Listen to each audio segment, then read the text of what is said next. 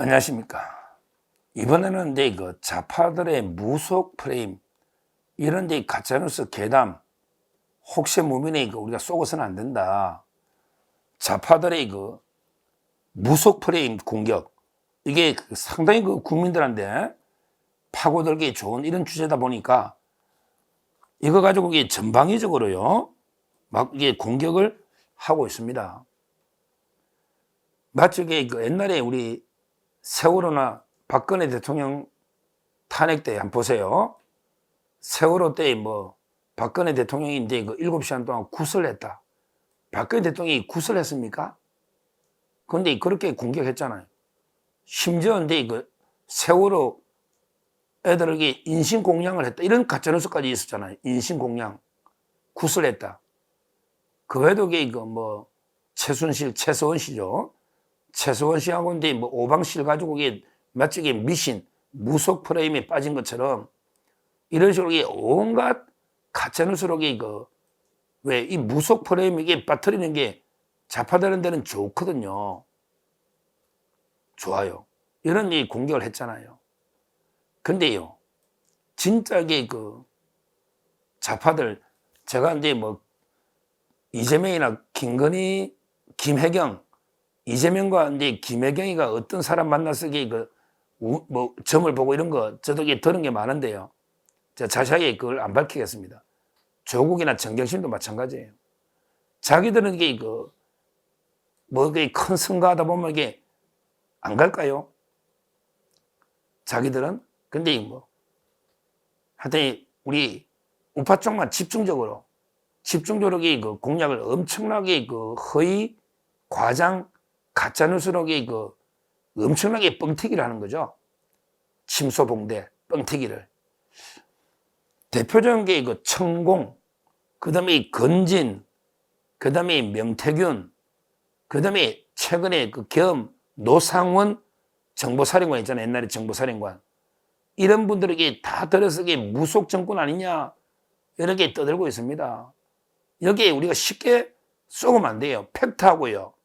그 다음에 괴담, 허위를 정확하게 구별할 줄 알아야 됩니다.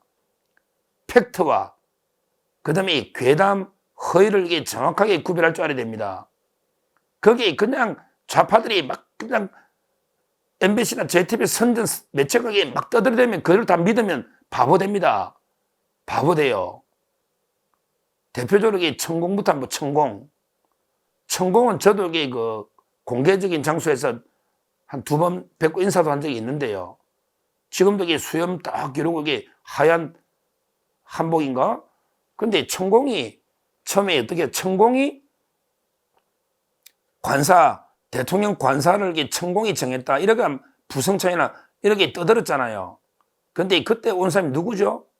그때 온 사람이 수염은 좀 있는데 대학 교수 백재권 교수 아닙니까? 백재권.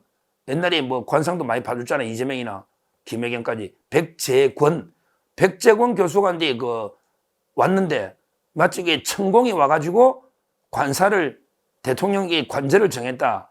말도 안 되는 게 가짜뉴스 아닙니까?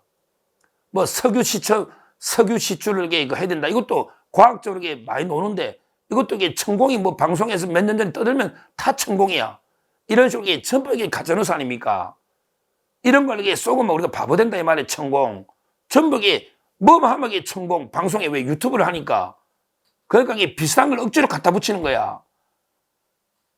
야, 그러면 제가 방송하는 거는 전부 윤석열 정권에 다 가면 제가 완전 배우에 다 하네. 말도 안 되는 이야기잖아요. 이게 천공이에요. 그 다음에 건진도 마찬가지예요. 건진.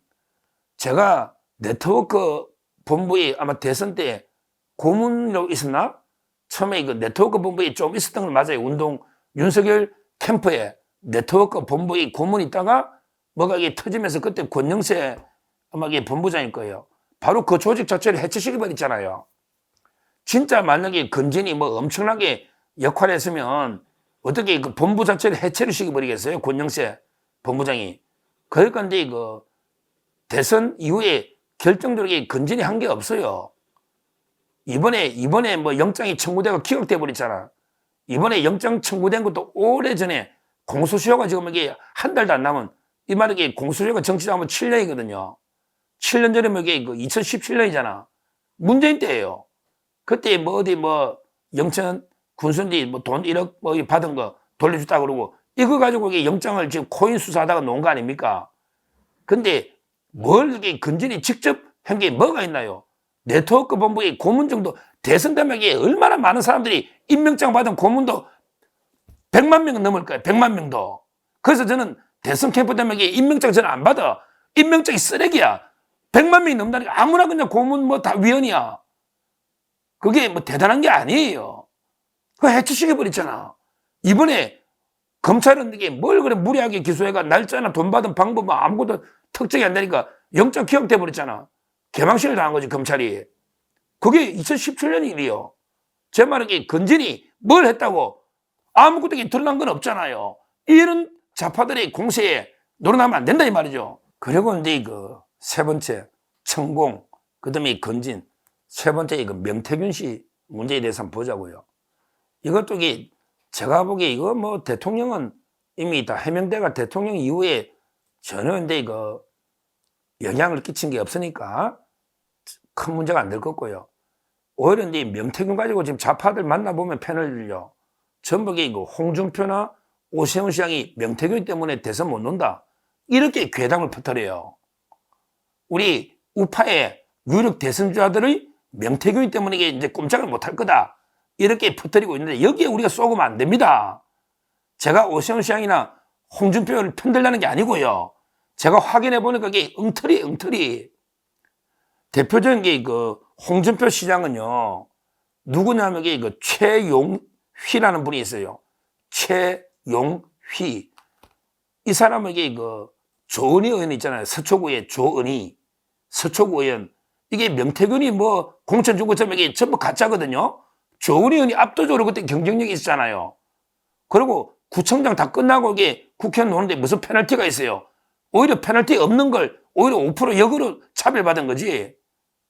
그러니까 근데 최용이라는 사람이 서초구에 경선을 한번 준 거예요. 4명이 경선하는데 기회 한 번 준 게 다야. 이게 다예요. 근데 명태균이나 마치 내가 조은희를 공천 주가지고 시연 하나를 상납받았다. 그게 최용이야. 근데 조은희는 실제 팩트는 4명 경선 기회만 준데 경선이 떨어진 거야. 근데 무슨 시연을 상납을 해. 상납하려면 공천을 줘야지. 근데 이 최용이가 이제 홍준표 시장의 아들하고 좀 아는가 봐. 그러니까 이제 최용이가 이제 뭐 명단 주가 여론조사 명태균 뭐 당원의 명부를 유출했다. 그러면서 또 대구시 뭐 서울 본부에 잠깐 있었죠. 이거는 제가 보기에 그냥 잠깐 지인으로서 도와준 이거밖에 없잖아요. 근데 명태균이가 홍준표 시장한테 해준 게 뭐냐고. 아무것도 없잖아. 그렇잖아요. 이거 채용이 문제를 가지고 마치 엄청나게 뭐 한 것처럼 그 다음에 뭐 복당을 뭐 명태균한테 빌은 것처럼 말도 안 되는 게 가짜뉴스입니다. 그냥 홍준표 시장의 아들의 지인이 최용인데 제가 보기에 아무 문제 없어요. 이분이 명태균하고 이게 좀 연결은 돼 있는데 잠깐 서울 지부의 대구시 근무하다가 이 사태 터지면서 그만둔 거 이게 다인데 홍준표 씨하고 이게 무슨 관계 있냐고. 선거하다 보면 수십만 명 만나다 보면 그 중에 하나지 이런 사람도 없느냐고. 말도 안 되는 이야기죠. 오세훈 시장도 마찬가지예요.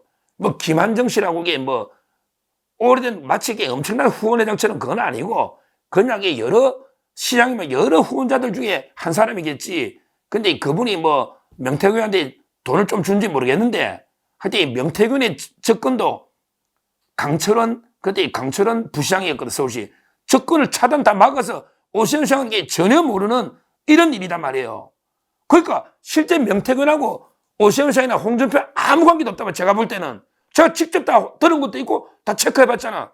근데 좌파들은 야, 두 사람은 명태균 때문에 못 나와. 이렇게 계속 가짜뉴스를 퍼뜨리고 있다. 이 말입니다. 이런데 우리가 속아서는 안 된다. 이 말이에요. 그리고 이제 마지막으로 이번에 뭐 계엄의 노상원에게 육사 수석 입학한 군인 아닙니까? 정보사령관 했던 이분이 뭐 햄버거 집에서 롯데리아 뭐 계엄을 모의했다고 엄청나게 좌파들이 떠드는데요. 아니 내가 그랬죠. 김병준아 떠들길래 야 너거는 이게 중요한 회의할 때 그러면 이게 햄버거 집에 가 주위에 사람이 듣도록 하냐. 그게 막 자기들은 오히려 햄버거 집에 가면 옆 사람이 막 떠드니까 도청이 안 된다. 그래서 중요한 개업 모의를 햄버거 집에서 2번 했다. 이러고 있어요. 그게 상식에 맞는 이야기입니까? 그냥 아는 지인이 왔길래 뭐 커피 한잔 하고 이게 그 햄버거 하나 물을 수도 있지. 그게 맞는 이야기인데 좀 상식적으로 비춰보면 알 거 아닙니까? 근데 이 노상훈도 뭐 옆집에 뭐 점을 보는 게 있었다 이러면서 엄청나게 또 이 사람이 점쟁이 아니냐, 동업인가 아니냐 이런 식으로 계속 떠들고 있습니다. 이런 게 우리가 확인되지 않은 좌파들의 그 무속 프레임 선전선동에 절대 우리가 넘어서는 안 된다. 우리 박근혜 대통령 때도 얼마나 그 무속 프레임에 당했습니까? 그거 아닙니다. 김건희에서는 독실한 성경을 뭐 전체를 외운다는 의미가 그 의미가 아니고 성경을 그냥 창세기, 출애굽기, 레위기, 민수기, 신명기 이 정도의 이름 정도 성경을 외울 정도로 독실한 기독교 신자다 이 뜻 아닙니까?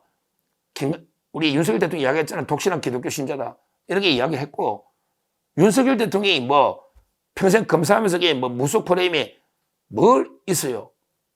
뭐가 있냐고. 마치 그 토론할 때 뭐 손에 왕자 하나 있다고 엄청나게 누가 썼냐고 떠들고 있는데 그거야 좋은 의미로 동네 덕담으로 할머님이 써줬다잖아요. 그럴 수 있는 거 아니에요. 이걸 가지고 마치 뭐 무속 프레임에 운영하는 것처럼 좌파들이 엄청나게 뻥튀기 한단 말이에요. 엄청나게 뻥튀기 한. 진짜 제가 정치판에 진짜 구단 사람을 제가 알고 있거든요. 좌파에. 말하면 고소할 것 같으니까. 진짜 그래요. 따라서 저는 우리가 이럴 때 속에 냉철하게 이성적으로 판단해야지 무조건 좌파들이 선동에 넘어와서 마치 천공 뭐 또는 건진 명태균 씨가 모든 국정을 뒤에서 좌지우지 한 것처럼 그다음에 모든 계엄은 다 노상훈이 한 것처럼 대통령이 노상훈을 어떻게 알겠냐고. 대통령이 그렇잖아요. 이런 식으로 몰아가서는 안 된다. 이게 다 대통령이나 김건희에서 바보 무속 프레임으로 만들려는 좌파들의 음모이기 때문에 우리가 철저하게 팩트 체크를 해서 가짜뉴스에 다시는 쏘가서는 안 된다. 우리 옛날에 한번 쏘갔잖아. 2번 쏘면 우리가 바보 된다. 이 말씀 드리고 앞으로 철저하게 좌파들의 가짜뉴스는 하나하나 팩트 체크를 한번 해보도록 하겠습니다. 어제 저 채널A 방송에서 좌파들의 무속 프레임 가짜뉴스를 조심해야 된다. 이렇게 용기 있게 발언하는 사람은 별로 없어요. 대부분은 진짜인 줄 알고 막 동조의 우파 패널이 그래가지고 무슨 우파 패널 한다고 한심하죠. 앞으로 철저한 팩트 체크를 하겠다. 이렇게 말씀을 드립니다. 감사합니다.